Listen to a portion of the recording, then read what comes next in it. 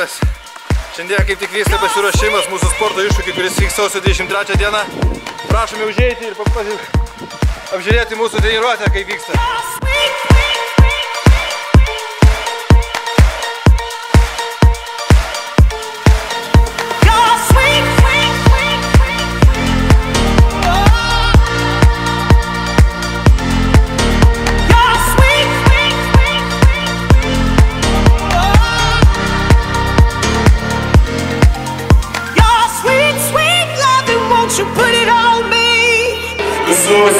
Sausio 23 kviečiu į Kauno sporto halę. Tai sporto iššūkį. Bus 7 treniruotės. Bus didžiulis renginys.